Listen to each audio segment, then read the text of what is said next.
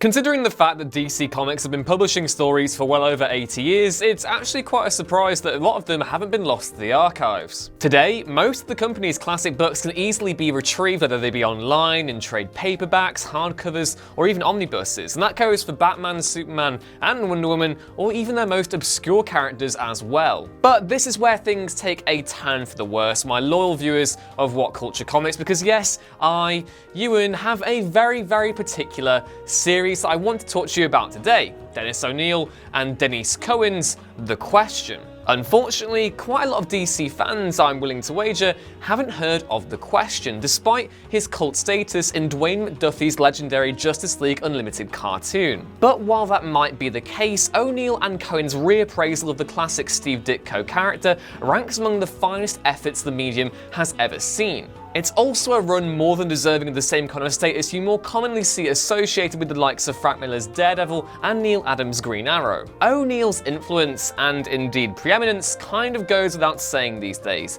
but his and Cohen's philosophy-driven, nuanced examination of the 80s zeitgeist is still overlooked to this day. With that in mind, I'm Ewan from What Culture, and here's what the best DC comic of all time is one you've never heard of. The story behind the creation of the 1987 Question reboot is long and winding, and it actually involves another seminal text from that decade. Alan Moore and Dave Gibbons' Watchmen. When Moore originally conceived of the Watchmen story, he wanted to use characters from Charlton Comics, who DC had recently purchased that very same decade. Ditko's Question differed greatly to that of O'Neil's. He was an angry, faceless interpretation of Rand's philosophy, and to say that it was a little bit dated would be putting it lightly, hence why Moore used the character in his satire of the superhero genre. Watchmen #1 actually debuted a few short months before O'Neil and Cohen's Question series, but the contrast between Moore's analogue of Ditko's creation and O'Neil's reinterpretation of that very character was evident right from the very get-go. Whereas Watchmen pulled all its inspiration for Rorschach right from the original Steve Ditko comic, which, as we already mentioned, was inspired by the philosophies of Ayn Rand, O'Neil elected instead to build the character from the ground up. The first issue of the run, simply titled The Bad News, actually begins by killing this version of the character off. He falls into a dock, and this is where the journey begins. Over the course of the coming issues, we would see Vic transform from an arrogant, steely vigilante into a genuinely intelligent, sometimes imperfect, hero, fighting against corruption in Hub City, which, yes, by the way, is 10 times worse than Gotham. You heard it here. From that point forward, the Question became an outlet from which O'Neil could broach various philosophies and themes and have a direct conversation with the reader. There isn't a comic quite like it, and with Cohen's immaculate pencils to boot, the duo fashioned a following remarkably quickly. Now it's time to discuss the philosophy of this series, and before we get started, it's important to note that the driving force of the Question is that of the imperfect hero. To begin with, Sage is a journalist who thinks himself invincible. He rallies against the corrupt politicians of Hub City in fiery broadcasts on air and then slinks out at night to fight against them as the Question. Being a hero without powers, O'Neil takes this to its only natural conclusion,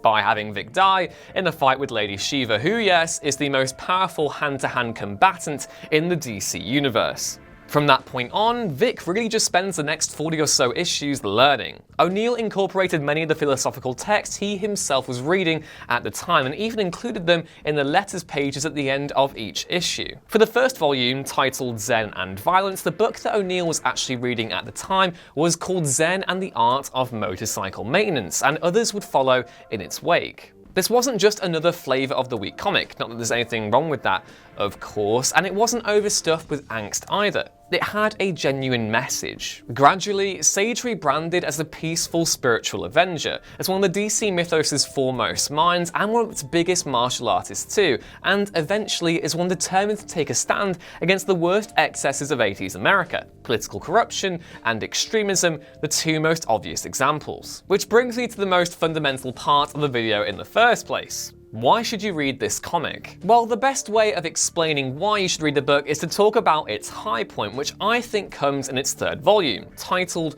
Epitaph for a Hero. This period of O'Neill and Cohen's comic is chock full of iconic moments, including the specific bit where Vic reads Watchmen and proceeds to get his ass kicked while imitating Rorschach. The set piece is immortalized as Vic is held at gunpoint, with a faceless vigilante proclaiming 3 defiant words. Yeah, Rorschach sucks. Truly words to live by no matter the context, but the true achievement of Epitaph for a Hero lies in how it integrates this version of Vic Sage into the mainstream DC universe. By this point in the comic, Vic Sage had already had visions of Batman, but here he actually teams up with another DC hero, Green Arrow.